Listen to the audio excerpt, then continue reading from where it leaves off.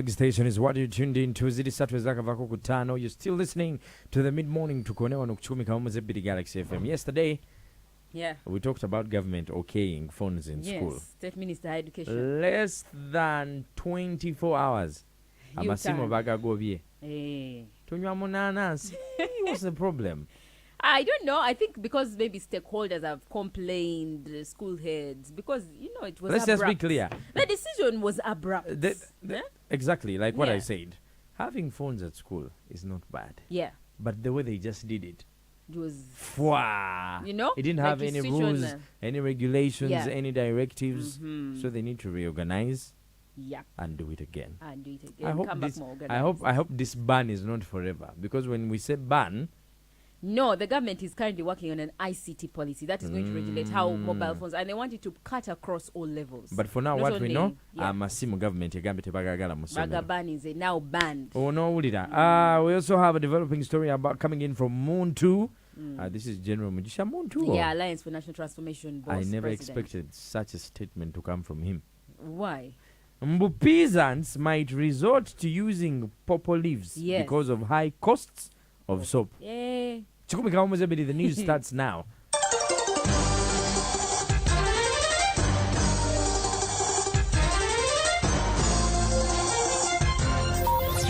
Coming to you live from Plot 249, Gaba Road. Hot on the heels. Fast, reliable, and informative. Agagwira wo, gasokira wano, gatabanagafuna. Agagwira wo, 100.2 Galaxy FM. Kumbi kwali chikumi kaumuzabili. The hashtag is Agagwirawo on Twitter. Osobola tusanga ku kitimba Galaxy FM UG everywhere. And it's www.galaxyfm.co.ug. That's the website. And Galaxy FM TV Galaxy FM /TV on YouTube. I beg your pardon, yeah? I'm joined by Pam. Let's start off with the phones. Less than 24 hours. Less than 24 hours. We see a U-turn. Yeah. From the STEM State Minister for Higher Education, that is Munyingo Chrysostom. He came out is again he the same person? Yes, he's the same person who said because of the situation, the curriculum about what we need kids to have their phones because they've already been using phones. Now he has come out and said no. We are banning use of phones. Actually, all those schools that are allowing their learners to have phones should change their strategy again. They should not allow learners to carry phones until further notice. Kapuresha, yes, was there. But one of the reasons he gave is that they need to have a policy on the use of phones because they know that phones can be very destructive to kids. They have realized that a kid will check their phone over 10 times. Exactly. Looking through emails, texting messages, and going on WhatsApp. All those things that distract. So instead of a kid studying, you might think you've given a kid a phone for a lesson. But the kid is doing other stuff. They're on TikTok. Yeah. You watching Mr. Henry. And you will not know. Exactly. So Munyingo says that because of such reasons, the government needs to come up with a policy that will allow learners or authorize the use of learners to have mobile phones, but in an organized, honestly speaking, safer way for everyone, for the teachers. It was very unprofessional. It was just out of the blue. It was... it was ambiguous. It was not clear at all. Because if you're saying learners, are you saying all learners that in primary I carry a phone, in secondary I carry a phone, in university I carry, like, which level are you meaning? And for what purpose? Katulinde, now they need to regroup, but we need a final decision early. Yeah, we don't have to wait long because now there's confusion, because some schools accept phones now, some don't. The government yesterday says we accept phones. Now today they are saying they don't. They've retracted their statement. Now they have made it clear that we do not want phones anymore in schools. That means even if you're in S1 or S2 and you're abridged curriculum and you're facing challenges of textbooks, all those issues, no more phones. That is according to the I still stick to what I said yesterday. Yeah. Let the phones fall into the responsibility of the school. Obaba's take a school fees as a one-off for a student or as a necessary requirement for a student. I don't know.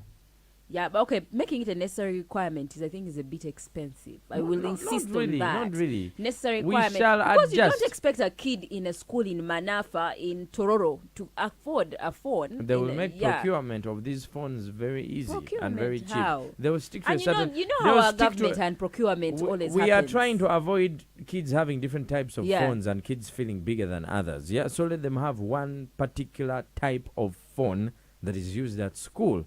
It can either be procured from outside countries. They can strike a deal. There are very many companies that make phones. Henry, I actually don't see a problem with a kid carrying a different kind of phone at school, as long as there are regulations to the use of that phone. You understand? As long as there are regulations to the use of that phone. Like the way you had the Nakasero DDoS explaining. It says when these kids come with their phones, we take them directly to the doors. Not that a kid comes and is having their phone in school freely using it to text. They have to take it somewhere, and then after, only the time when lessons are happening, the phones are given to you. Use them for that particular purpose and then take them back. So if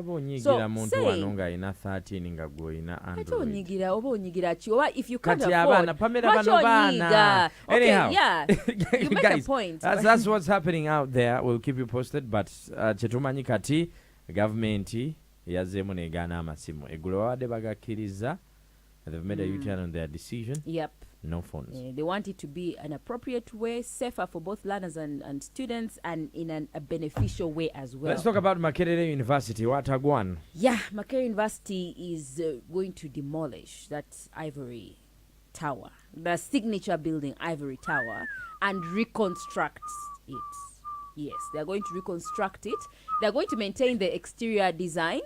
Abaana babonyabonya Ivory Tower yo bagyokya bagikuba amayinja amaji ennyanya alaba bwefaanana. No, the fire that happened in 2020. I remember it. But even besides that laba oli ayanise ngoyi.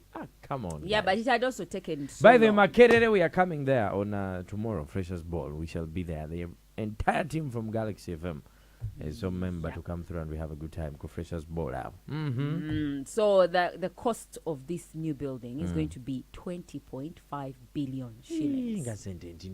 Are you serious? Do you know the rank of Makerere in African universities or universities in the world? It has a place. Have you seen the universities that we are competing with? I mean, this is the #1 university in the country. Yes. Okay. It needs to have state-of-the-art buildings that are historical. Yeah, it's going to be a state-of-the-art building. They have hired a construction company that's estimated the budget at 25 billion. So, yes, 25 billion. They know how they are going to do it. These are construction guys. Anyway, it's I'm just being sarcastic. Yes, so they're going to demolish the building and then reconstruct it. I don't have a problem with that. The Ministry of Finance is the one that is contributing this money. Are there people? Come again. Ministry of Finance, Uganda, is contributing the money. 20 billion. 21 billion. Coming in Cabinet from our ordered. pocket. Ministry of Finance. Yes. Now, people have been complaining and saying, we had you people getting contributions last year, 2020, when the building was demolished. I thought that money was to renovate the building and put it back. Barnabas now, the vice chancellor. Ziba muffe. There is a big problem. How? The money that has been talked about as contributions is mainly the contribution we got from MasterCard Foundation, $1 million. Following the burning of the building, MasterCard Foundation pledged $1 million to help the university recover from the effects of the fire. We shall introduce some new facilities that will enhance the functionality of the building. We shall have new lifts. We shall have facilities for the disabled, more fire escape routes, and of course we'll ensure that the fire hydrants around are always functional and well known where they are and well marked. And Kasta in the future, but has taken a tuition. But 2,000 for the new building. I think somehow they will have to, because it's the government injecting this money. It's a government university, but in a way they will have to reimburse, get back that money somehow. So you may see school fees increasing kokalito for the building, for the Ivory Tower. But they'll not directly attribute it to the tower. But then they'll have to recover the thing somehow. Mbera bwetyo weeyimiridde ku 10 Kodi. We are live on our YouTube, Galaxy FM/TV Kodi. Do feel free to drop your comments on 0707 102 102. Let's talk about Mugisha Muntu and the hiking of the prices. Yeah, Mugisha Muntu, President Alliance National Transformation, he was speaking about commodity prices. Yes. He's saying we are going to reach such a time when we have peasants, because peasants soap kati 8,000. Yeah. The peasants, the ones in the village who can't afford to buy now, a bar of soap that previously was 2K is now 5K. Okunaza engoye, okola bichi. So he's saying people in the villages are going to end up using purple leaves to wash clothes. Imagine. To bathe because of the situation. 22. I know.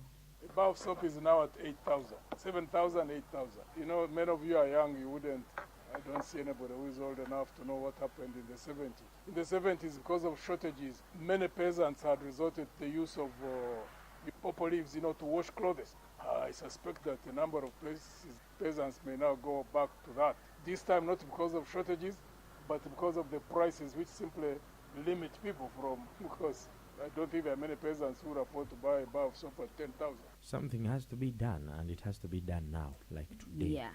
Of course, people are suggesting that the excise duty, the taxing of, first of all, raw materials that are entering, then also on the product itself being sold. If the government can temporarily, hold taxes on these products. But of course, we're also a country that depends on taxes. Economists will tell you we depend on taxes to survive as a country. So if we hold taxes on fuel, if we hold taxes on soap and all these essential commodities that money has increased on, then it will be another problem for the country to survive, manage. Are we still blaming Russia and Ukraine?